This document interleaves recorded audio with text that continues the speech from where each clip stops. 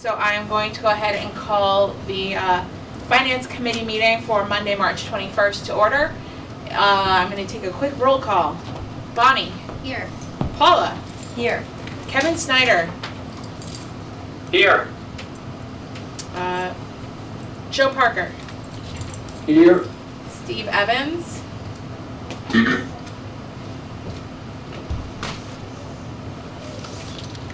Steve's on mute, but I can see him here, so we're going to say that he's here for him. So I said here. I said here. Start video.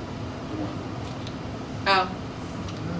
If people want to start their video, they're welcome to start their video. Ours. Or our video. Yeah, see at the bottom. Oh, I don't know what's going on. The bottom. Oh! Thanks, Shane. All right, where was I? Yelena's not going to be joining us this evening. Zach. President. Bill Rotundi. Here. And Kevin Bouguet. Here. Excellent. Thank you all. All right. Here with us this evening is also Mike Units. So Mike, what do you have for us tonight? All right, first up, we have the assessor's budget. And the assessor's budget, the expenses increased by about $2,000. And then their salaries, the assessors has 3 full-time people in their office. And the salaries increased by the contractual amounts. I know Denise is on to answer any questions or fill in, or I may have messed up. I think I saw Denise. I'm here. Hi, Denise. Hello. All right. We need to be muted if she's going to talk. Yeah, does anyone have questions for Denise on the assessor's budget? We're on mute.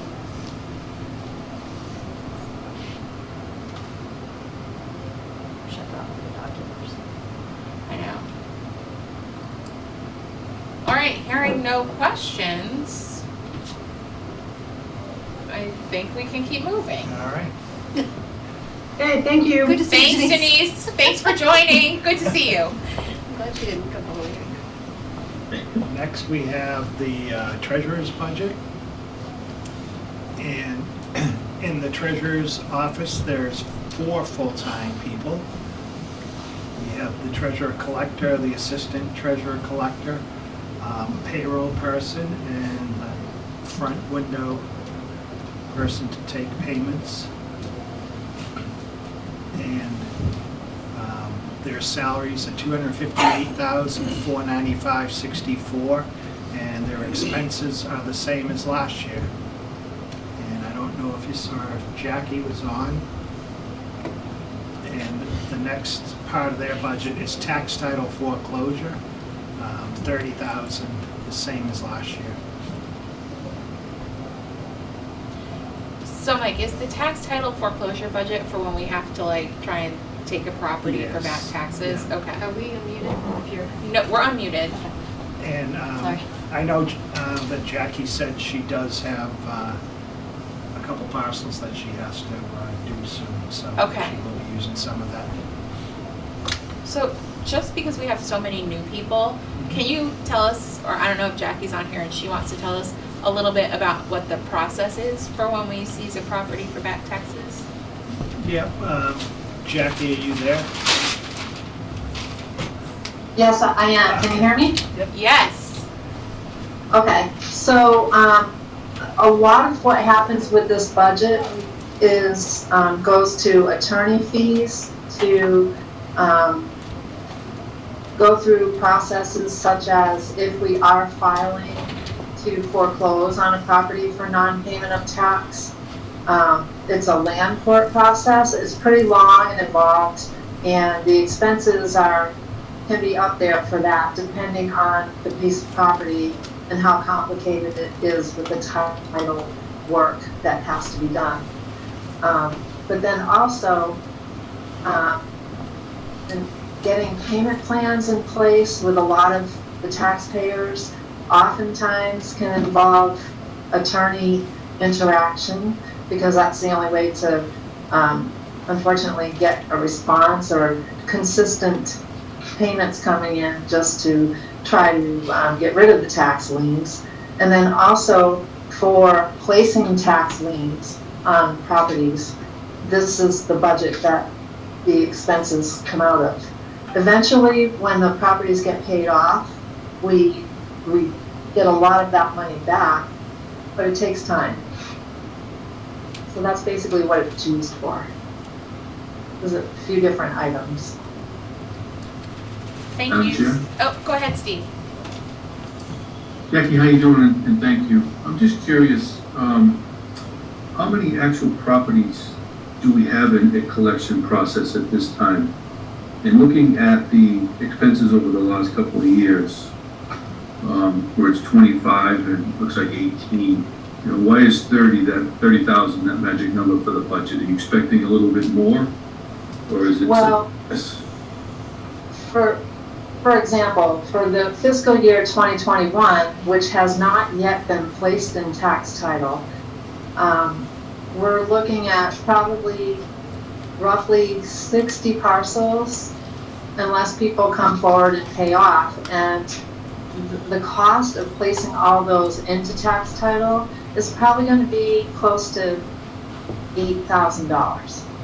So that's going to eat up almost half of what's left in the budget for the rest of this year. And then if we were to say have a tax title auction, that would involve a fairly large expense of having our attorneys go through tax title searches, not tax title searches, but just title searches on the parcels to make sure they were clean and that we could sell them without any issues.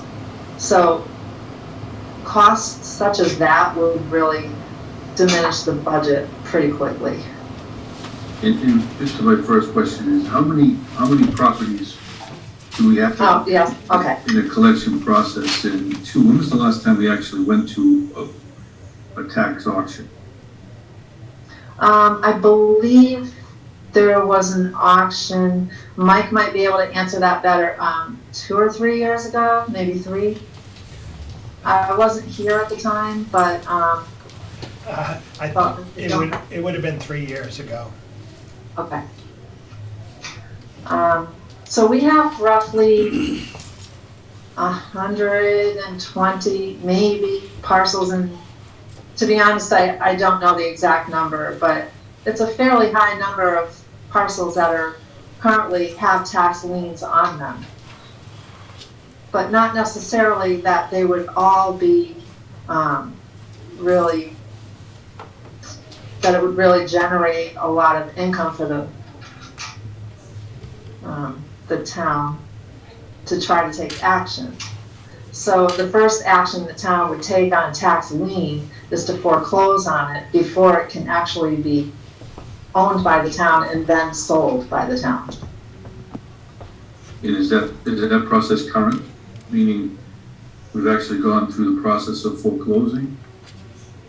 Well, we do have a couple of, maybe a few parcels right now in land court. The land court process itself is extremely slow because they're very, very backed up. They unfortunately don't really have enough help in the land court. And so with every town in the state having these cases in land court, there aren't enough attorneys to handle them and push them through the whole process, because some of them do get pretty involved with title flaws and not being able to locate the heirs or the people that would have to be notified legally in order to foreclose on property. It gets a little complicated and time consuming. Is it possible to get a schedule of how many properties, the outstanding dollar amount by tax year, to see what we're talking about for dollar revenue? I know you about 120 parcels. So the tax liens listing is actually, would be separate from the actual foreclosure listing that the town has, because we can only sell properties that would be on our foreclosure listing, meaning the town owns them. Thank you. Jackie, some of this money that's spent out of this budget, it's recouped through liens that are put on the properties?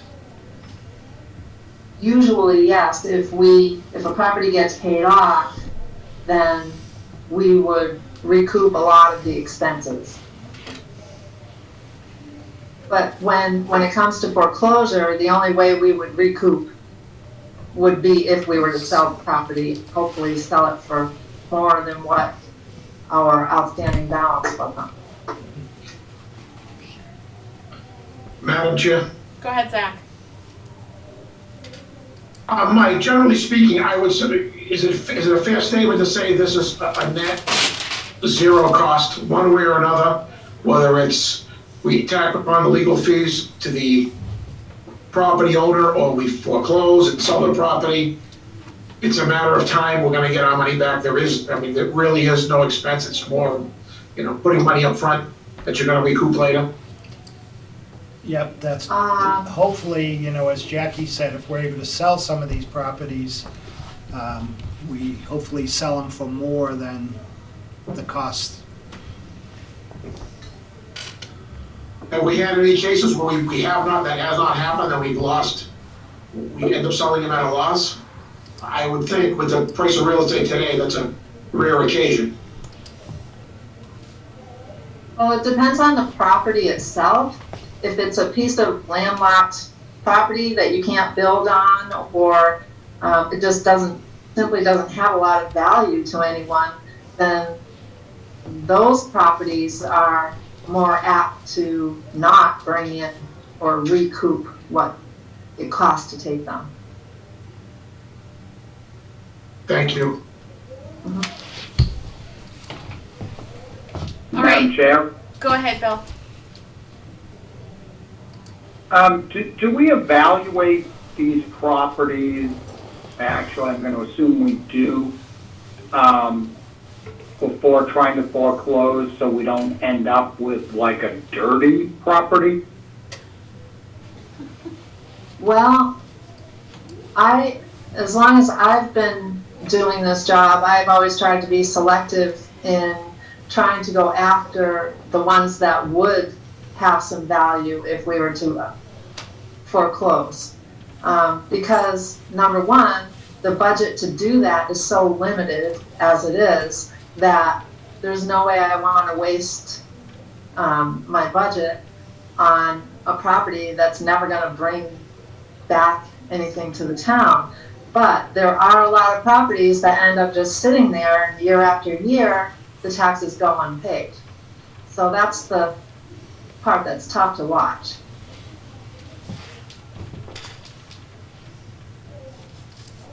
Thank Does anyone have any other questions for Jackie on either the tax title foreclosure budget or the treasurer collector's budget?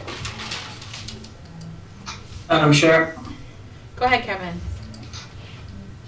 Jackie, just not being familiar, can you tell me a little more about what's included in purchase services up a bit under, I think, subset 570?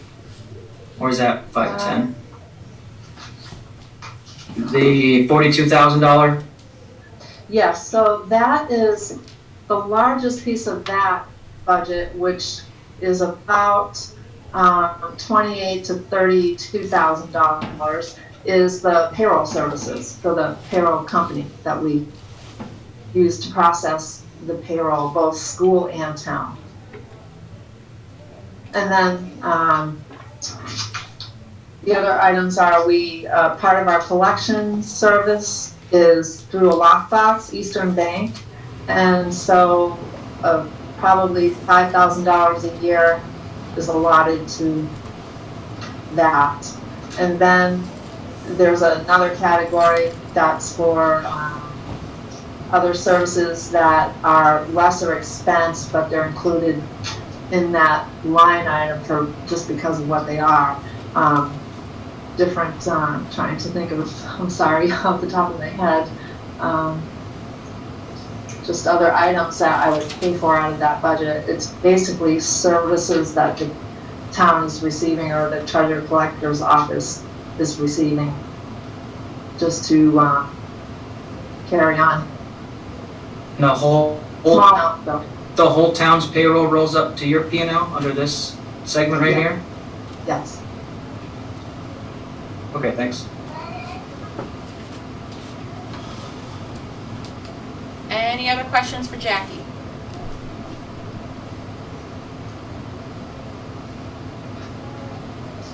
All right, hearing none. Thank you very much, Jackie. We really appreciate you filling us in on all of that tonight. Hey, you're welcome. And next is maturing debt, and Jackie's on for that also. Oh. Well then, Look don't at go anywhere. Okay.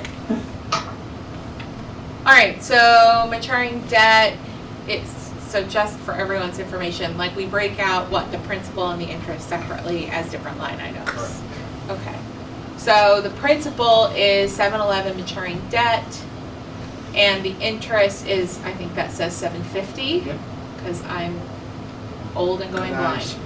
blind. All right, does anyone have questions about these debt line items? Madam Chair, Go ahead, Zach. is this everything, including stuff covered like the high school by a debt exclusion and upcoming, I guess it will be the school projects, which probably is not here yet, town hall and so on and so forth. But even debt exclusions are in this line item? Yes. Yes, this is everything except for water and sewer debt budgets. Thank you. Madam Chair, Go ahead, Steve. is it possible, Jackie, to get the supporting detail that lists what the actual debts are and the years they're in, Yes. the numbers? Mike Yep. has that. Look Look at this. Mike is super prepared tonight. I am so excited. Want to start with this? Shane, is the Well, air this is conditioning on in actually- here? It is. I think there's a first page before this, Mike, that would have, the town's portion. Yeah, I'm getting there. There we go. Okay, so that's just the excluded. If you can't, I'll survive. That's Debbie's. I'm just swinging. I do have it here. This is the only page you have on the debt service. Nope. You're on mute. We're talking to each other. We were on mute, sorry. Let's see. Okay. I will find it. So is that 1.3 million the debt exclusion? All right. Yes, yes it is.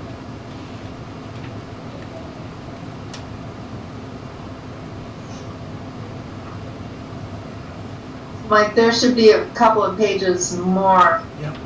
Would they be to below this this? right here. Yep, there's Second. another page. We've now locked Shane out of the room.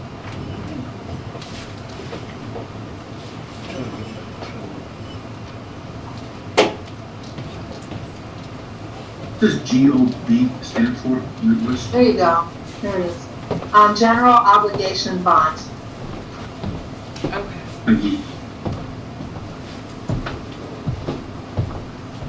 So on this page here that Mike is showing you, if you go down to,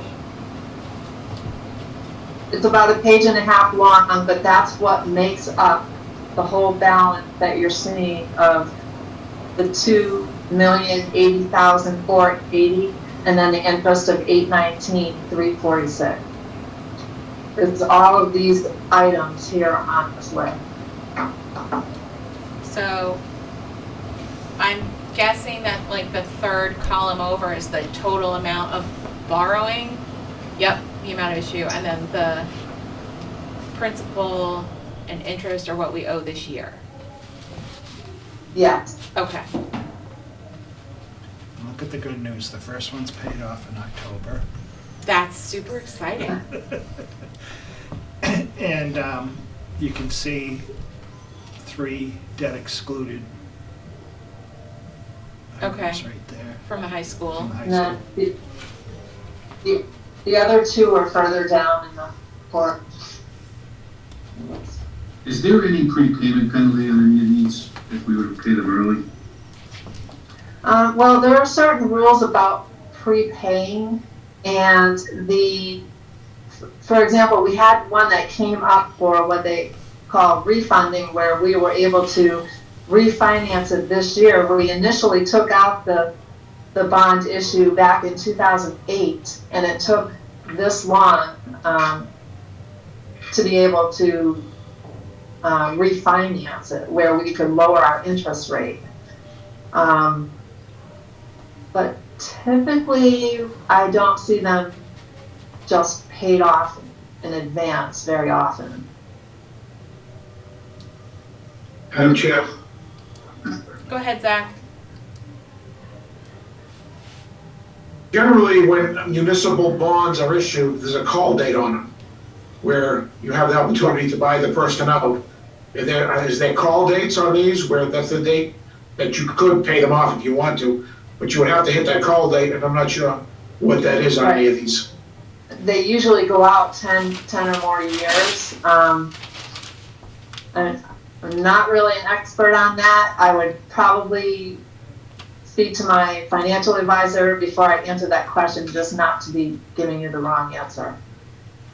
But call dates don't happen very often. Madam Chair, Go ahead, Kevin. similar along those lines of a call date and kind of driving call date is changes in interest rates. Are any of these floating rate bonds, or are they all fixed rate, It's this. tied to something, all fixed rate? Yeah. Because if they're floating, they'd probably be tendency to be called with the rate changes, but, all right, thanks.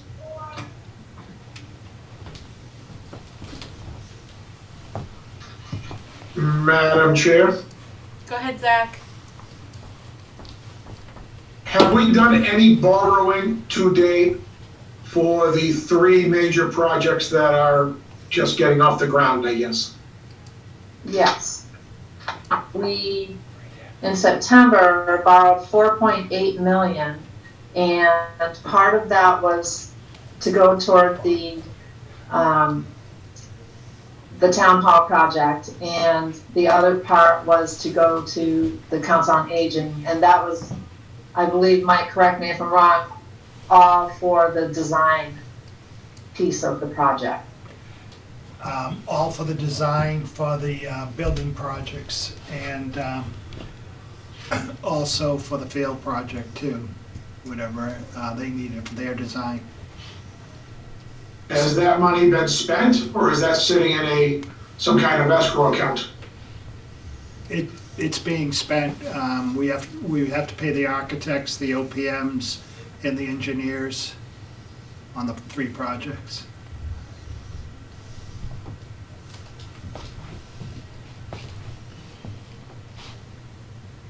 Madam Chair? Go ahead, Steve. So I'm just curious, on our tax bill, it doesn't appear that these special assessments are actually broken out on a tax bill. Is there potentially a way, it looks like that our assessments are all broken into one core number by property. Is there a way that we could, in the future, potentially show at least the total amount of the assessments that make up our property tax bill? Well, I know that can be done because I have done that before in another town I worked in. So it would be a matter of finding out whether our tax software could accommodate. Actually, not even necessarily the tax software. It would have to be broken down. So what happens is, you can take the budget for the departments such as school department, public safety. And then if you have a project like this override, you can pick certain items and you can take the total budget and you can come up with the percentage that each of those items has in the budget, and then you can create a little grid on the tax bill that will show you the breakdown of where your tax dollars go. And Mike, is there a reason we don't do that today at the cost number, or if it is, what? It just has never been something that we've looked at before, Steve. Would have to look at how to do that. Yeah. And also on that outside debt limit for the building project is the land purchases too. We've spent money on that too. Madam Chair, just following up on that. I'm not gonna see this building's completed until probably a fair assessment 24, maybe, if we're lucky. 2014 and 2015 probably, yep. You mean 2024? 2024, 25? 2025, yeah. I mean, if you wanna go back to 2014 and you bring your little DeLorean out here, I'll watch. But, Yeah, I would say, right now, I think the senior center is scheduled to go out to bid in the fall next year, and the town hall would probably be later, what just happened? closer to the winter. What just happened? Zach, can you hear us? Unmute. We were not on mute. See us there. Meeting's still on. We're experiencing technical difficulties. Please stand by. Uh-oh, Mike just threw his microphone on the floor. He's getting very angry. I don't know if anyone can hear us.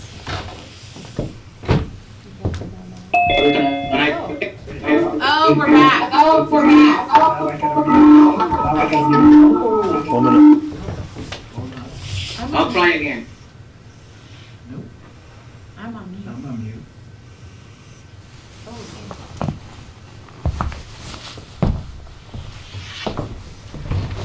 Go ahead, Jake. All right, so the debt excluded amount goes on the tax bill as soon as we borrow. It doesn't happen at the end of the project like you thought. So we already borrowed 4.8 million. The next tax bill will include a portion of that amount as debt excluded interest and principal. Well, that's a bit problematic, seeing that's not what the residents were told when they approved this project. They said, oh, we're gonna do this now, and you won't see a dime of it till buildings are complete 2 or 3 years from now. I remember distinctly that being repeated over and over and over. So if that's the case, that is quite troubling, to say the least. Well, I don't I don't know where that came from. That's the way it's always been. Usually the full effect of the debt exclusion is not felt until the project is completed, when the final borrowing is done. But as you borrow the money to start the project, you need to get the extra income into the town in order to be able to pay the debt. So that's the way it's always been. Not sure where that came. Yeah, there was a schedule, if you remember, when the projects were proposed, and it showed there was a small amount each year. The first year, there was a small amount, and then the amount would increase each year until we hit the full amount when the projects were done, but there was always gonna be payments.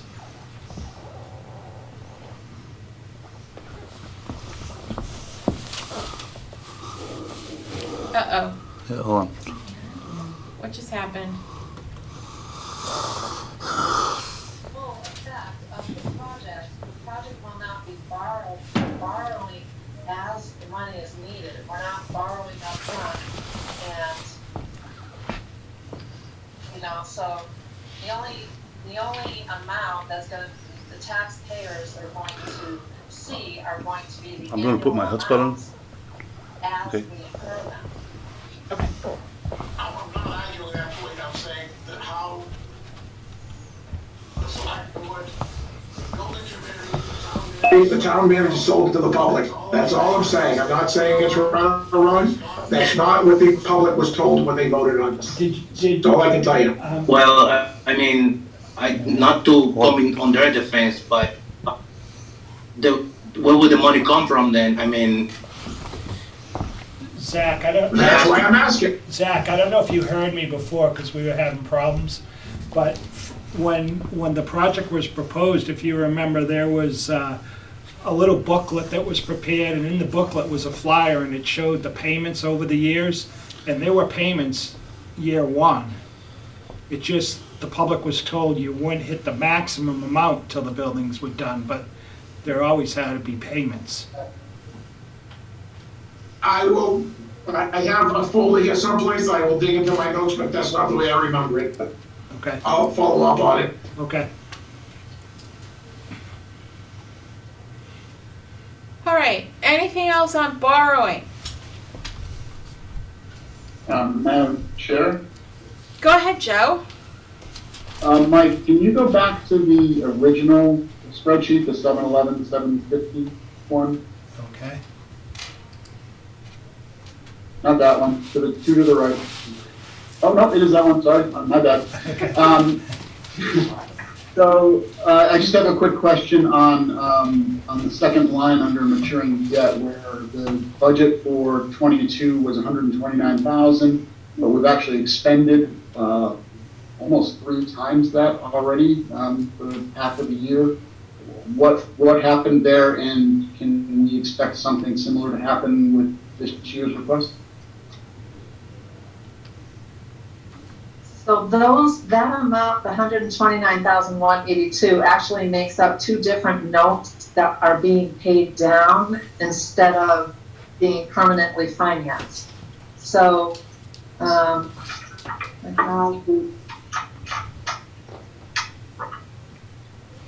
those are the Camp Edith Reed project, which is $54,436, and then the remainder is the street lights, the LED street lighting, $74,746.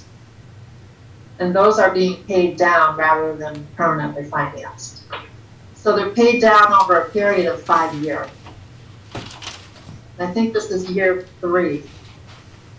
Okay, so if this is year 3, then why wasn't that budgeted for last year, and why wouldn't we budget for it this year if we have 2 more years? It is in the budget. It is in this year's budget.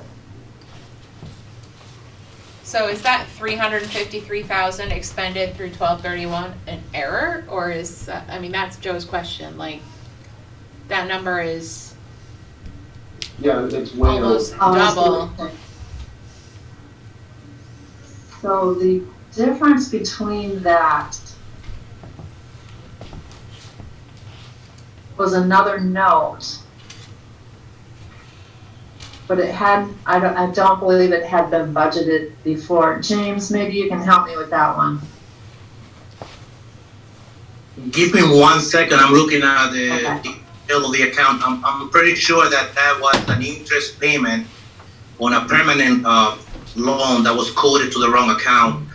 That probably belongs up above. Where the 129 is, I believe the 220 belongs there. But let me just double check.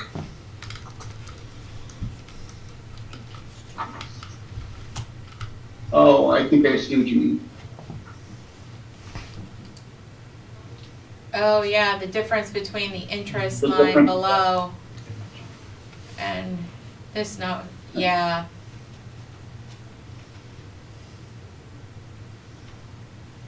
That would make sense. It seems Okay. to be about the right amount.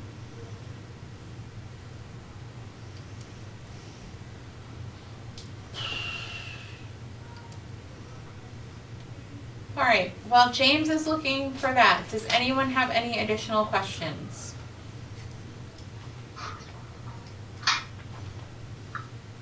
I'm good after that.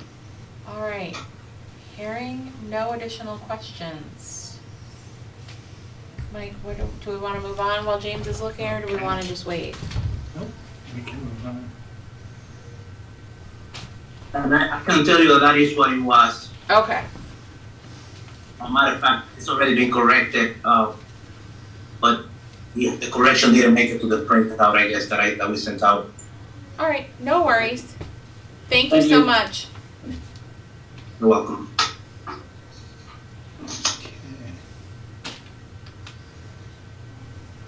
I mean, I love a Monday night with a robust debt discussion. It really, All right. Employee benefits. So the first item you see on employee benefits is the $3,571,602 is our payment to Bristol County Retirement. The next items, obviously, medical insurance is the $8,294,000. The opt-out is $12,000. Let me see. The opt-out of $12,000 is the opt-out of $12,000 is hold on, we're on mute again. the You opt-out. guys have talked, Yeah. Yeah. The opt-out of $12,000, that's payments to employees that opt out of the health insurance. I don't know if everyone, it cut out. I couldn't hear Mike. Can you hear us now? can you hear you First now? thing I heard was 12,000. Yeah, Yeah, we're experiencing some connectivity challenges here in the room. So we seem to have solved the audio problem, and now we're having other problems. So we are doing the best we can. Mike, why don't we take this one from the top? All right, from the top, yeah. The contributory payments, that's to Bristol County Retirement, the $3,571,602. The medical insurance for all town employees, $8,294,838. The $12,000 opt-out, that's payments to people that were on the insurance and opted out. And then the Medicare payments, $583,000, and the total for charges and expenditures for that. And then the total for employee benefits, $12,461,440.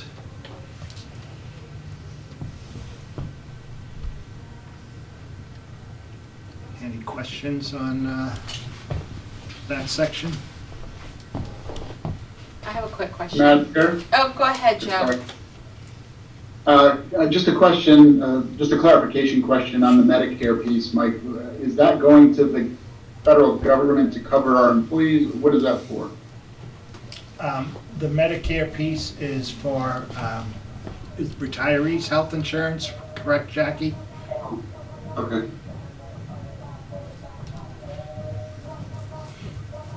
Madam Chair? Hi, sorry about that. No, the Medicare is actually the employer's share of the Medicare from the active employee paychecks. Okay, all right, thank you. Madam Chair? Go ahead, Zach. Mike, is this, the health insurance, does that also cover retirees' health insurance? Yes. Sorry, the garden club's meeting in the next room, and they are having a robust dance party. It's the gym. Oh, it's the gym.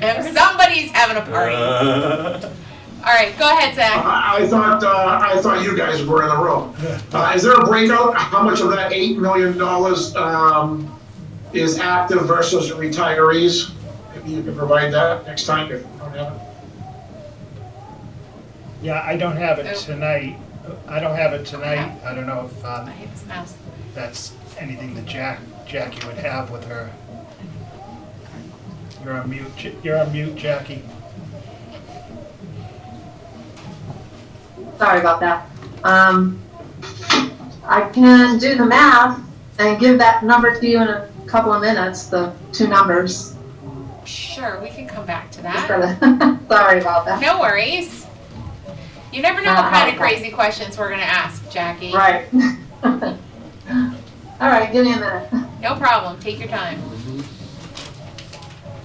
The next thing we had on the agenda, I don't think we need a slide for it, was unemployment insurance. Last year, we budgeted 90,000, but we've only spent like 17,000 this year on unemployment. Oh, nice. So I lowered that down to 75,000. Okay. Anyone have questions about unemployment? Madam Chair, Go ahead. I had a question actually on the contributory. So is the arrangement that this is a county pension that rolls up through Bristol County? Yes, that's our payment to Bristol County, and hopefully their goal is to have the pension fully funded by 3034. And so if that happens, then that's when we talked about would have a larger amount of money to put into the OPEB every year. Other post-employment benefits, we haven't got to that topic yet. Right, so, but we're talking 2034, right? Right. Okay, because you said 3034. Oh, 2030. And Bonnie's like, 1,000 years. from now. no, it won't take 1,000 years, we promise. 2034, hopefully, we'll see. Okay. Any other questions about benefits or unemployment insurance? All right, hearing none. Mike, what else? Okay. Miscellaneous. Oh, that's Everything always else. my favorite. Miscellaneous. All right, this part of the budget, this is for, first item is for gas, diesel for all departments. We budgeted 120,000 this year, and God only knows what it's gonna end up. We increased it to 130,000 for next year. And I've already heard from Keith, he doesn't think he's gonna make it on the 120,000 to the end of this year. Prices stay where they are, so. Right now, as of December, he had spent 63,000. And then after that, you have all the different insurances for the town. There's one thing in there, professional services, that's payment we make to UMass that handles the reimbursements for Medicaid for students that are under that program. And that's the payment to them. And then the rest you see is workers' comp, and school board insurance liability, police and fire accident, package policy, which is for all the buildings, the vehicle insurance, bonds for employees, public official liability, insurance deductibles, police and fire insurance deductibles, and law enforcement liability. Right now, this is just an estimate. We don't have anything from the insurance company yet. We just are looking at, anywhere like 4 or 5% total on each of these items going up, but we need more information from them. Chair? Go ahead. Mike, and I noticed here, unless it's buried in one of these lines, but do we have cyber insurance or cyber insurance policy? I know we've been hacked a few times and maybe could offset costs, and if we don't, is there a reason why we don't? Yep, we don't have it this Oh, year. we're on mute. Sorry. Too aggressive with the mute. Go ahead. We don't have it this year. They offer it to us every year. It's just what you'll get from them as opposed to what you pay them. It just didn't add up. It just wasn't much benefit. So every year we look at it again and see what they're offering and weigh, the benefits to the expense. As part of that cost benefit analysis, those past breaches that we've had, would we recoup any of the funds to clean up our systems in that, or? The past breaches that we've had didn't cost us anything. Our company that we contract with, MX, didn't charge us anything for that. Thanks. Yep. I do have an answer on the insurance breakdown. Awesome, go ahead. Okay, so the active employees are approximately 5,930,000 per year. That's what the town expends toward that benefit. The retirees are approximately 2,364,000. Thank you. And that's just my guesstimate based on this report here that I did for the meeting. To do an actual calculation, I would just need to look at the real numbers at my desk, but that's pretty close, I think we're comfortable with it being directionally correct. roughly. So thank you, Okay. Jackie. You're welcome. Madam Chair, question on insurance. Go ahead, Zach. Mike, a number of communities, including one, Oh, God. Is that us? some of them had opted to pay, unlock their computers. Some of them have, like New Bedford, where my business is, refused to pay. Cost them millions of dollars to basically throw away every computer in the city and replace them all. You're saying we have no coverage for ransomware at all on this? And my second question is, I don't see any employee practice insurance in regards to, unless it's in something else, sexual harassment, one employee harassing another, that type of thing. Is that covered here someplace? Hold everything. Okay. Good. That would be in the package policy. What, the sexual harassment piece Yeah. would be? Okay. Yeah. What about the ransomware? We don't, the cyber insurance, we don't have anything right now. That's something that we presented every year. When they come to us with our rates for next year, they'll also bring that option to us.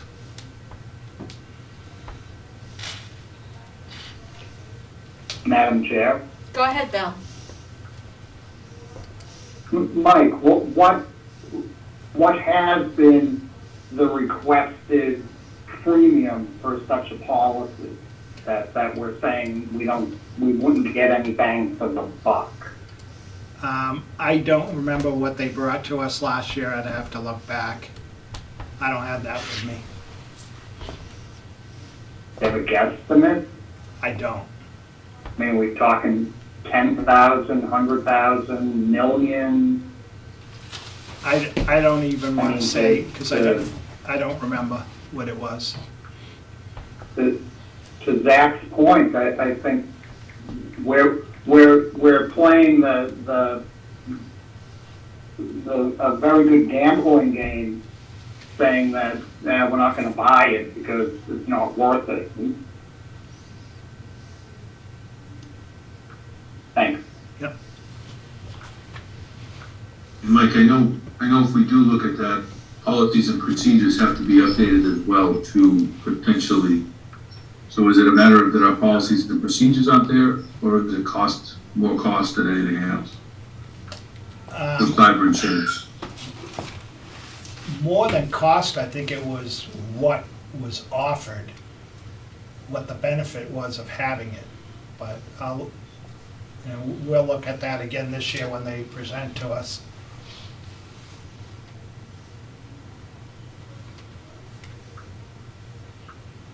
Any other questions? Well, Madam Chair, Go ahead, Bill. sorry. Is there a way to kind of get a ballpark for a future meeting?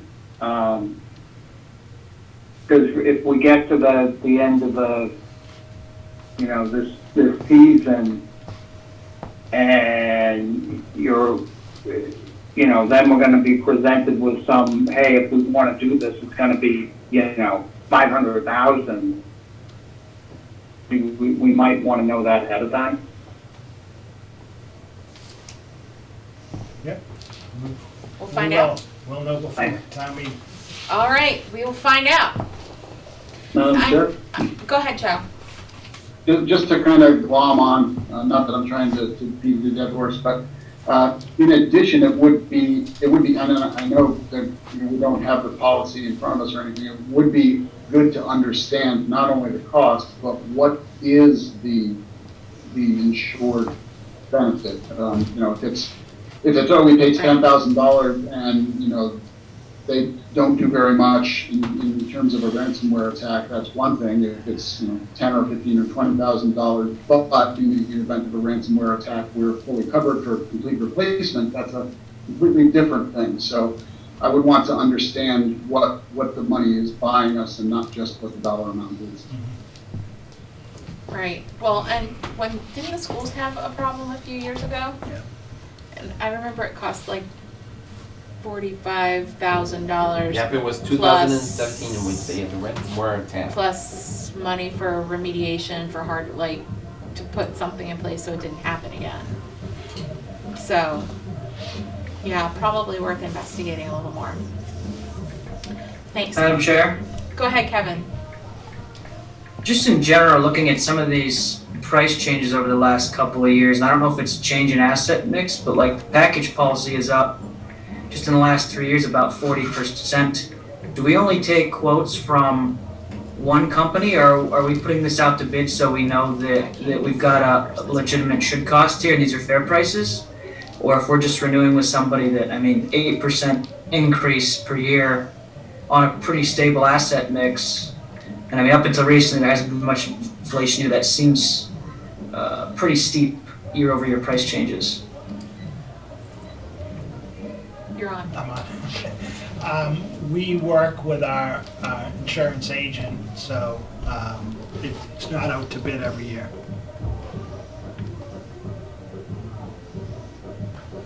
Is there anything in the town procedures that there's a certain threshold we have to meet to put things out to bid, or can we do that as part of standard SOPs? Insurance doesn't have to go out to bid. Insurance and engineering. Okay. All right. Any other questions on miscellaneous? One more, Madam Chair, and now we can move on. Go ahead, Zach, then Bill. How are they basing this premium, Mike? I know, in business, it's, twofold. It's gross sale liability, and then it's, your facilities, replacement costs. How is it done on a municipal level? How are they, coming up with these numbers? Based on what? How are they determining how much for the package policy? Yeah, the premium in general, what is this based off? They said the value of the real estate, the amount of payroll you have. So, how is it done in the municipal setting? So workers' comp is based on your payroll and your experience rate. And then all the other, like the package policy is based on value of the properties. Same with obviously vehicle insurance, it's based on the values of the insurance and what the market is right now. Like with the package policy, if you've had a lot of storm events in the area, it can affect what you pay, whether you had a loss or not. Does that answer it? Yeah, I just didn't know how it was gauged. For example, the police department, I'll just pick on them for a minute. Yeah. If they've had somebody sue them, is that driving your rates up? Is there some kind of Oh, God. tolerance, how do they, risk premium on those things in a municipal setting? Very different than private business. So with the, a lot of the insurances, like the police and the fire, experience is one, and then also what's happening in the region is also affects it too. So it's, they look at the region as a whole, things that are happening in the region, and then your experience also plays into it.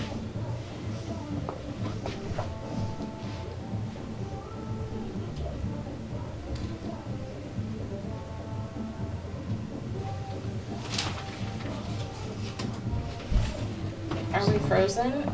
Or are people, no, Zach's moving. Okay. No, we're good. We Okay. can move on. Bill Rotundi, did you also have a question? Yeah, thank you. Mike, Yeah. back to Kevin's point, and something I had asked, I don't know, 4 or 5 years ago, how often do we revisit, contracts and vendor services, understanding that to do so takes time, takes effort, but how do we know we're getting the best, the most bang for the buck through our services, whether it be banking, insurance, whatever? Yeah. Like with the insurances, we ask Meyer, we'll ask them to give us a quote and see if they can give us any better quotes. Banking services, I would have to talk to Jackie and James on that. They review what the charges are, but also what services they're gonna get. So there's nothing set as far as, it's more like if it seems like things are out of control, you're not getting the service you want, or they're raising rates too high, then you go out and look.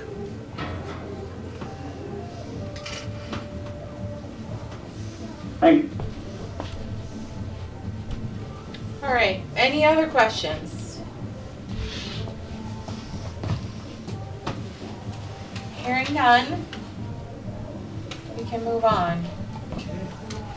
We're moving on to water and sewer, and I don't know if you've heard, but I just wanted to put this up to show that Congressman Auchincloss has said that he secured in the budget that was passed in both the House and the Senate, $1,475,000 to be used for well improvements in Norton. So I want to thank him for that. That's fabulous. Definitely thanks to him for that.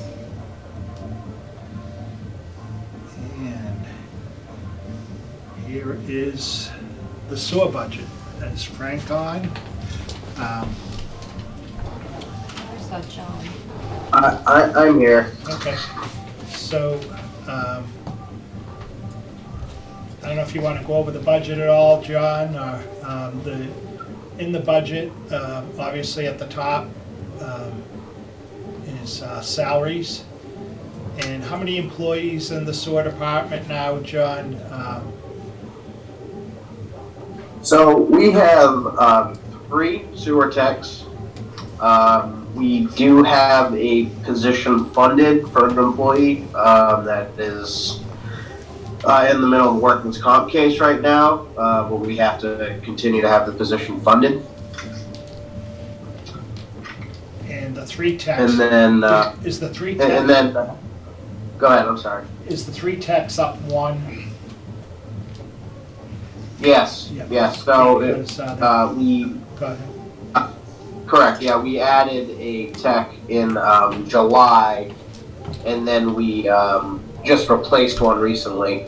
Someone left and we just replaced their position.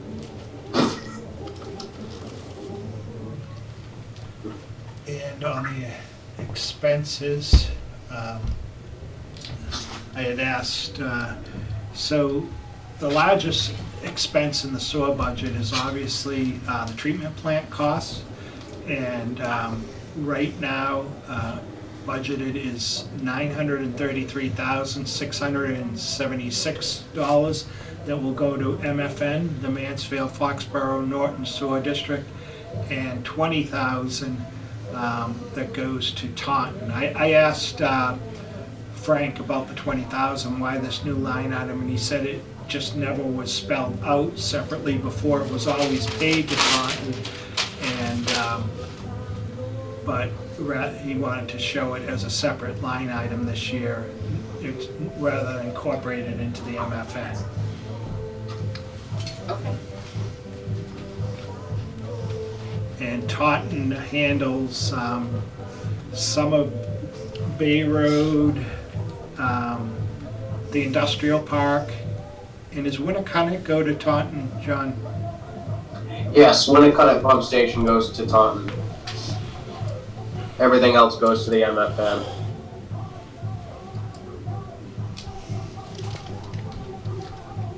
All right.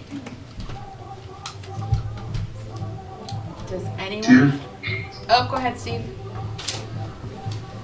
John, I'm just curious, so I think you said it's one position that's driving these salaries costs up higher. It's hard for me to see that number, but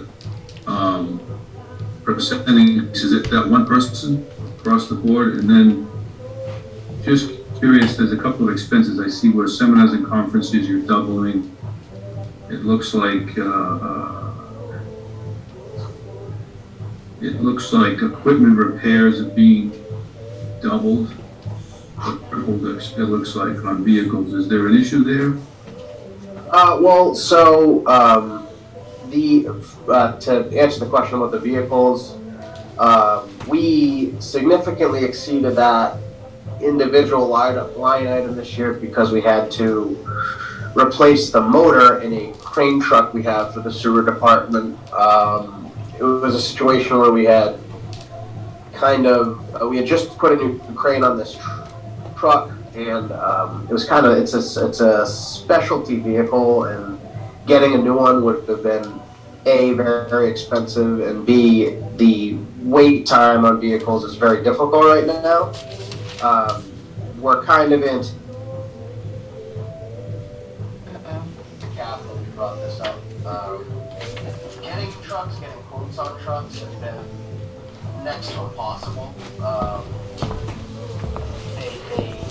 prices on them are getting that we're kind of anticipating having to sink more money into the trucks we have. We have some older, the sewer trucks for the most part aren't too old, but that one that we replaced the motor in, it is, I think, 2012, and it gets used quite a bit, so it's just, hopefully we don't come to that number, but with having to put, I think it was just 10,000 alone on that motor, that kind of led to that item being increased.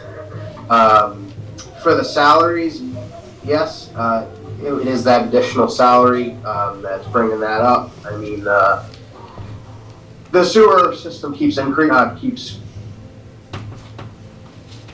to maintain, and as far as the seminars go, the employees have to pay classes to get I'm so glad that we're here.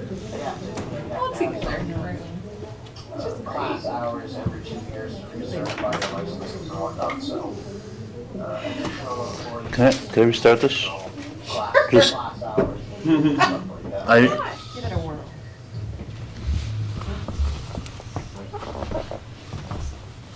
Uh-oh, did you get booted off too, Mike? Oh. I don't think my mouse is working anymore. So it appears, so you're looking at additional time. Yeah, I do see what you're saying. I will address that with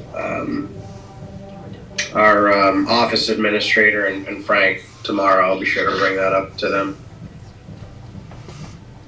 Okay, and you and Frank kind of bounce between both water and sewer, that's why you're kind of partial to one and more so to the other? Yeah, in so, the salary? yeah, I think it's 80 days or 81 days were paid out of sewer. It's like, I think it's like 12 pay periods to begin the fiscal year, and then the rest of the fiscal year were paid out of water. Okay, thank you.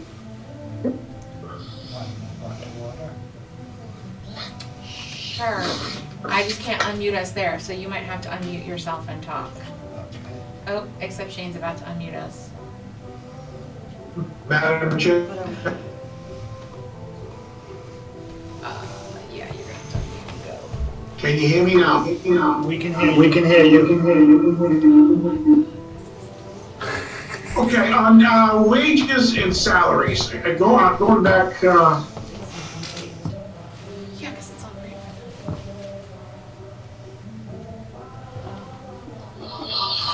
Oh, that's problematic.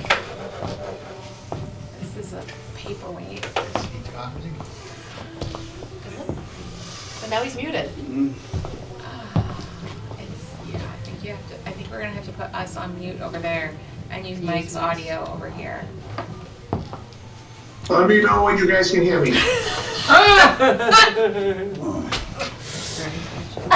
Mike, are you off mute? Can, You want me to? yeah, unmute you. We hear you. We hear you, Zach. So just for everyone in Zoom land's information, you appear to be having a good experience Go this for it, Zach. evening, but here, Okay, in the FY20, room, we had 150,000 in salaries, 21, 161,000. And then you jump to 23 and you're 436,000. Can you just explain that of, 3 times? 3 times the salaries, in the last 3 years?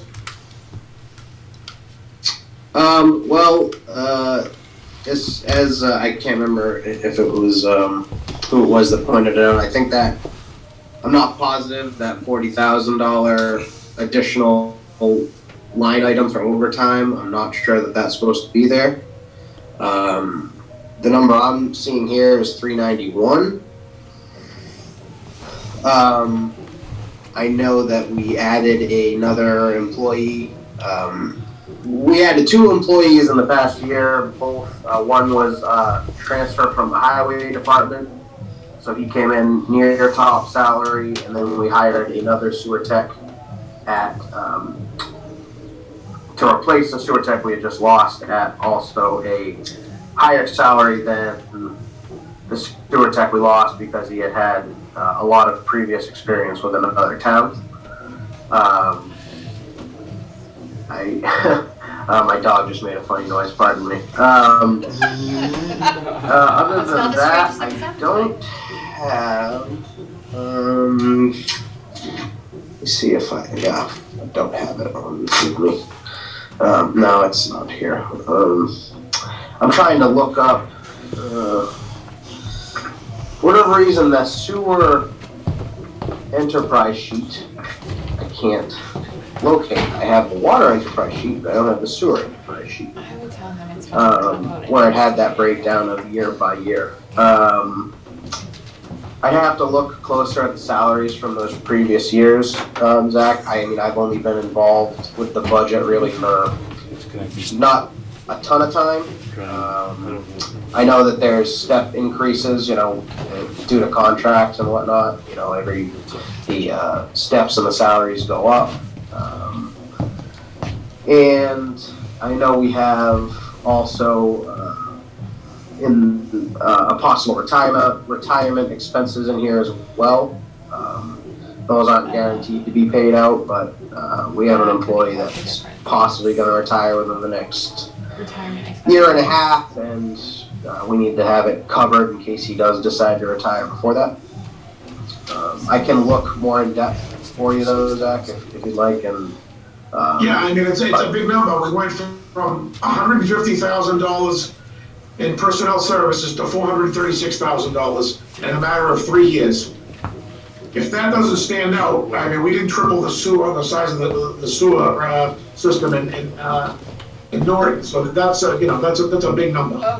But That's I get back correct, those with yeah. that, I Are we on appreciate mute? it. No, yes. Yeah, we are yeah, on I, mute. like I Okay. said, I think that 40,000, I'm not sure why that, number was repeated again. And, for the overtime, and, we did increase, we had added, an additional position. So that is,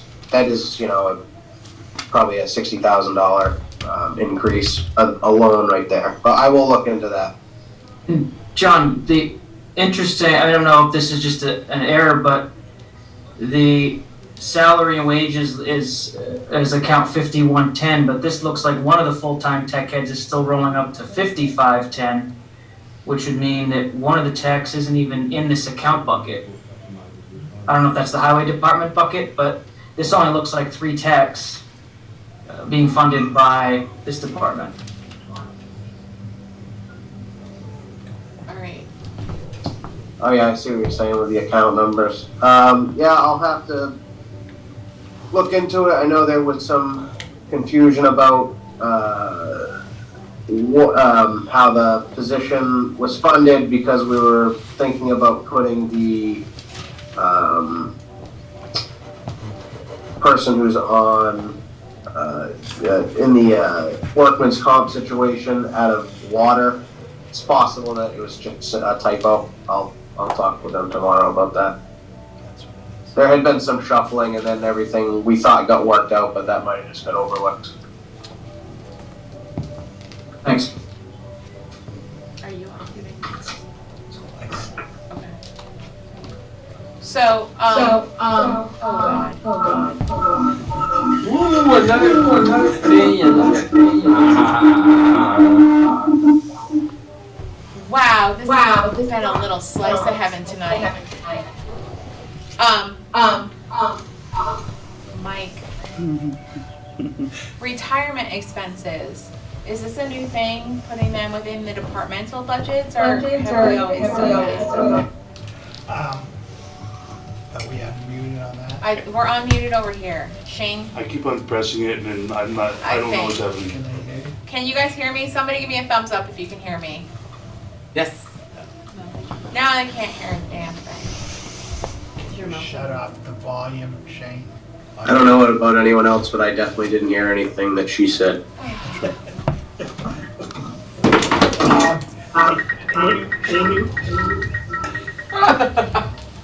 Amy was asking, is this a new thing, putting this into the budget? With water and sewer, it has to be, because Okay. water and sewer is enterprise. The retirement Amy was talking about, the 35,000. And, yeah, because they're in enterprise, they're directly attributed to that. Got it, thank you. So, are there more questions out in Zoom land on the sewer budget or the water budget? Let's go to water. Okay, we'll go to the water budget.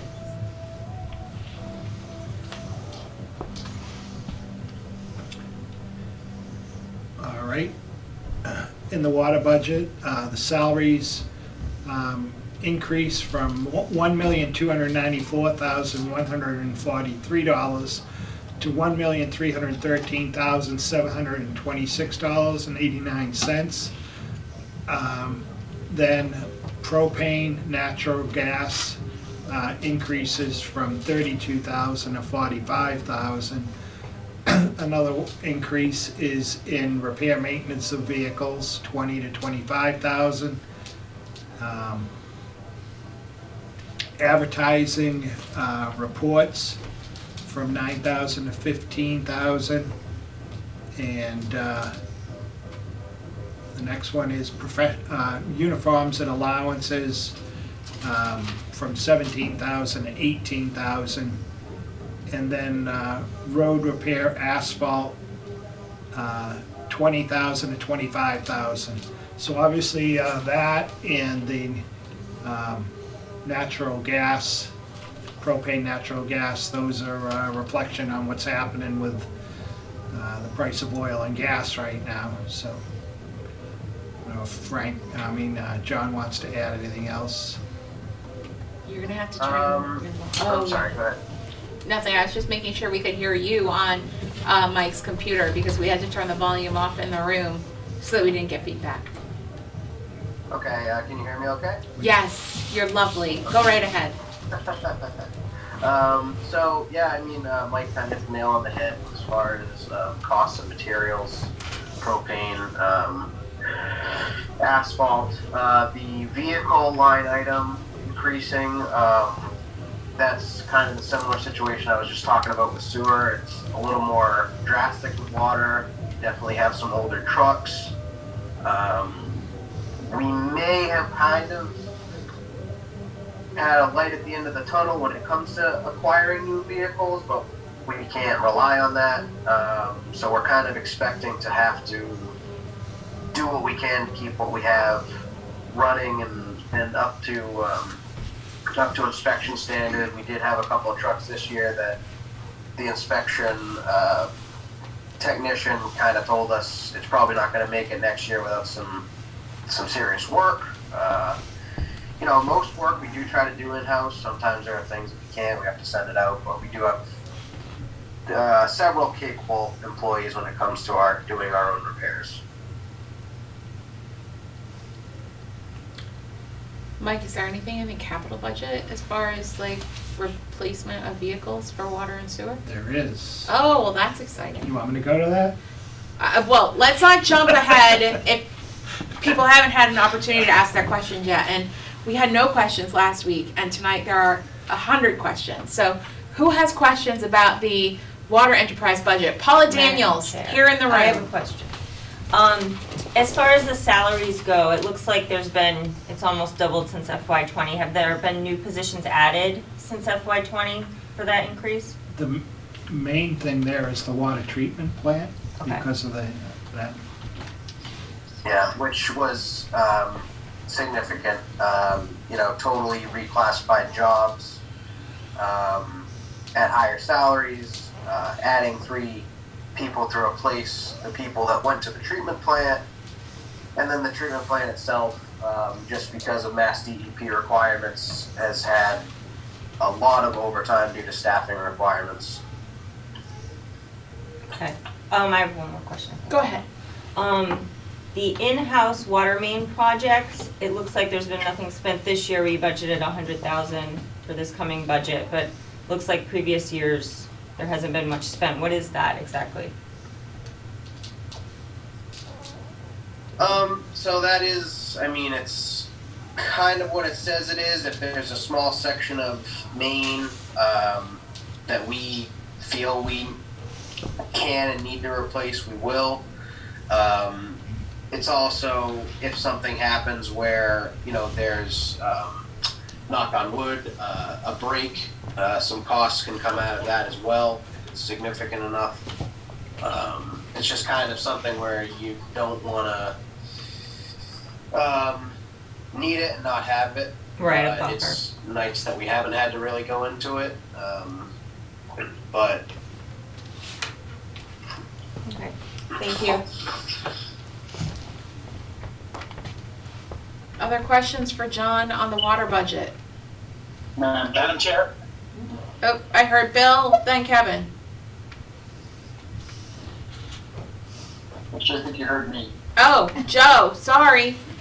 That's okay. John, can you give me a similar breakdown of the chemicals line item? Just because, you know, it seems like the last couple of years we've budgeted about $250,000, but the expenditures haven't really gotten close to that. Is that something that it's? Can you explain that for me? Yeah, so it's been a combination of things. One is we've had, with our wells that are getting pumped into the plant, you know, we've been replacing, you know, drilling new wells at those locations to put renewed sources into the plant. So the water that's been coming into the plant has been going down because of the, you know, the wells there are at the end of their life capacity, expectancy, I should say. So we've actually been putting out a little less water from the plant. Also, like we just turned on one of those new sources, a temporary setup there, and the water is actually a little better than we anticipated. So you're using, it's a situation where you're using less chemical than you would have expected, but water quality can change rapidly depending on how the formation of the ground is reacting.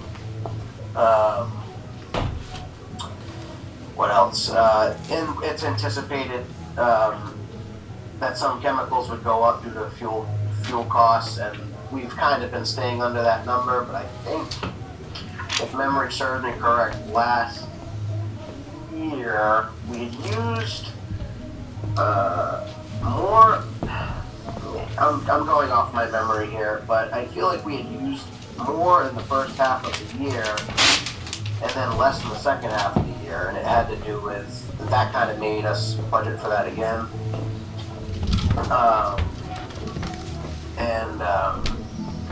I'm sorry, someone just walked in the room and distracted me. So we had budgeted for that number, and it also has to do with, I know, less specific chemicals like potassium permanganate, they order it a bulk at one time, so sometimes it doesn't. It depends when it comes in the fiscal year. Like I think last year it was either,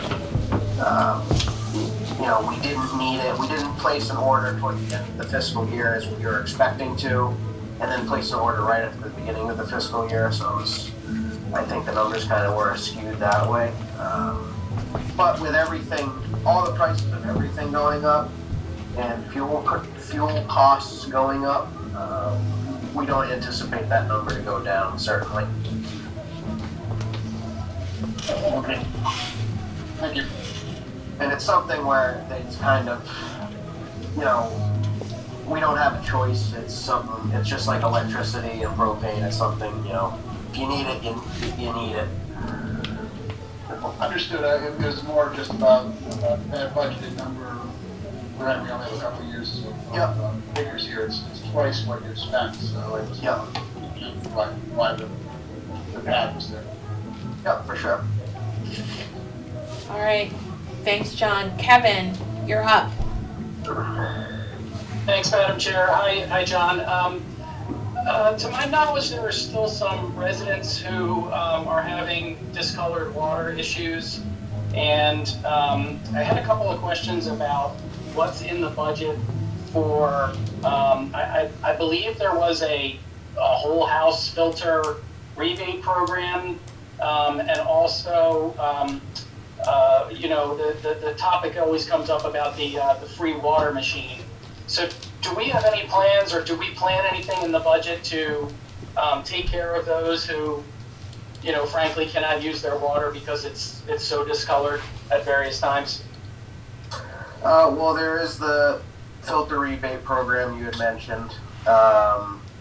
It's a $75 rebate for someone who has a whole house filter installed. As far as the water machine, there's definitely no plans to put that back. I mean, it was a situation where people were multiple things, but a lot of people coming from out of town were using it. I've had technicians, see a car come from a pickup truck come from the Easton line with, multiple 5-gallon jugs in the back of a pickup truck, drive straight to the water machine, and then leave. So it's, and it's a significant cost, and the cost has gone up even more because of PFAS, not to do with Norton, but PFAS in general. The companies are getting more for the machines now. So the plan really is to, once these, as I was talking about, we're having new wells come online that are going to be going into the plant, and the goal is that the plant should be putting out plenty of clean water for us to significantly scale back the use of well 1, which is the only well that's still putting out water that's high in manganese. And if we can scale that back to just run at the amount where DEP will still consider an active source. That should significantly take care of that small number of people that are still dealing with that issue. It also will allow us to, we also haven't had enough water to perform our seasonal flushing that we usually do twice a year. We haven't done that. And I believe almost 2 years because we just haven't had the water to do it, to waste on it. And we're hoping that that is gonna go away. We will be able to flush. Even pipes that are getting clean water in them will still get residue in them. So they still need to be flushed regardless of the water being treated or not. Thanks, John. Can I just have a quick follow-up question? How much does that whole house filter cost? I can't honestly say. It depends on the brand and how, depends on the brand, what type it is. They range significantly in costs. I mean, I know there are ones that cost thousands of dollars. It depends. Some it's simply just putting a cartridge, having a plumber come in and putting in a filter right after your meter, and it's a simple setup. So I mean, I can't really say. That's not really my end of things. But I know that if they have it done, we go out, we inspect it, make sure it's done since this rebate program has been enacted, which is since October. And I believe they have to provide us with a receipt, and then it's given to our billing department, and I believe they are sent a refund. I don't think they get a credit. I believe they're sent a refund for $75. Yeah, Kevin, I can tell you because we have one that they range in price from like $250 to $300 to like $3,500. Like, we just have a very simple 2-stage charcoal filtration system, but we went and talked to like the people that do like the water softening, filtration, like all of that, and it was like several $1,000s. Yes, yeah. And do we know how many people have availed themselves of the rebate program? Not many to this point, Kevin. We actually are having more as of late, as it's kind of catching on, but not a ton so far, but we are having more by the week. All right, John, that's enough. No, anything else, I'm happy to answer. All right, thank you. Yep. Other questions about the water enterprise budget? Madam Chair. Go ahead, Zach. Prior to building, or at the start of building the treatment plant, the water department went out and conducted a study and raised everybody's rates accordingly to cover the costs of the treatment plant and the additional salaries, so on and so forth. Since then, I think you've been running that plant now a year or two. It looks, last time I looked, you had a healthy amount in the enterprise account. Is there any plans to revisit rates to see if there's any possibility of giving the residents a break? Most have seen their water bills double since the increases have gone in. Not that I know of.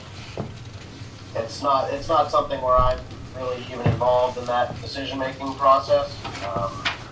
That's something more for Frank and the Water Commission, but I have heard no talk of that. That's all I can only give you my honest answer.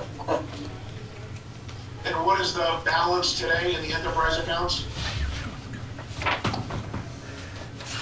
I do not know that. I can give you that.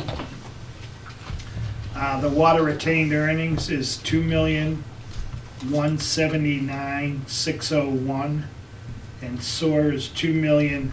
$515,515. And Mike, where is that historically based, not exact numbers, in your time that you've been, with the town? Was it, if you go look back 5 years, was it $1 million? I don't think it was ever that high. I can't imagine that it was ever up around $1 million. What the goal is for water and sewer is to look at, I believe, like 20-25% of the budget. Is that correct? It depends who you listen to.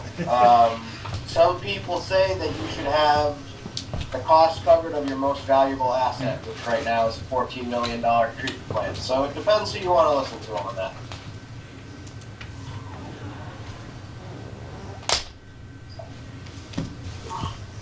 Any other questions? Oh, go ahead. I just wanted to mention the retained earnings for the water department is at the lowest it's been in the last 5 years. It's actually been going down. We were as high as 3.6 million in 17, 2.714 in 18, 2.188 in 19, 2.5 2020, and we're down to 2.179. As the department is growing, retained earnings is going down.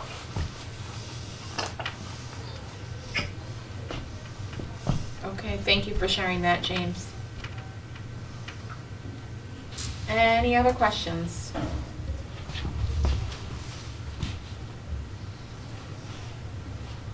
All right, hearing none. Thank you, John, for helping with all of these budget items tonight.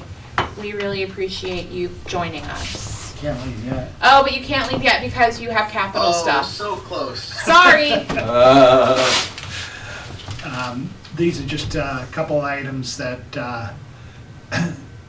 under the sewer department, John talked about vehicles, and they're looking to replace a medium dump truck, $90,000, and work on the Cobb Street sewer pump station, $500,000.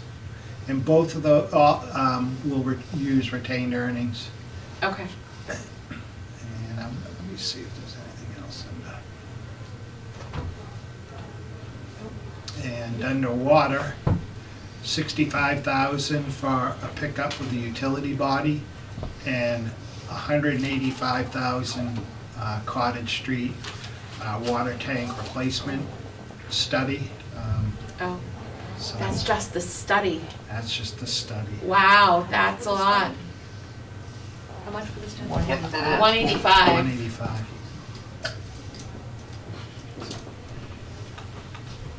I would like someone to pay me to go study things. And all their expenses will come out of retained earnings. Okay. Does anyone have questions on the water capital or sewer capital budgets?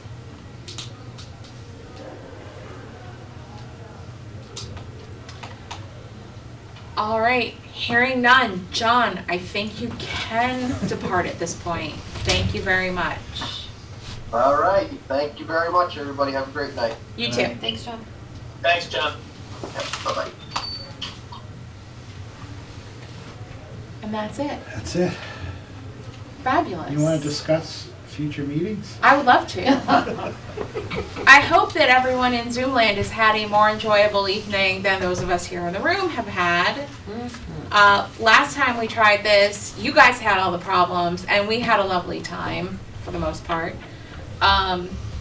But except Shane, I think. I don't think Shane enjoyed himself last time. I enjoyed myself. I'm glad. Thank you, Peter, for joining us tonight. I think next week we are going to have a fully virtual meeting on Zoom. I think unless we can figure out a better solution, we're going to have many fully virtual meetings for the foreseeable future because this did not work very well.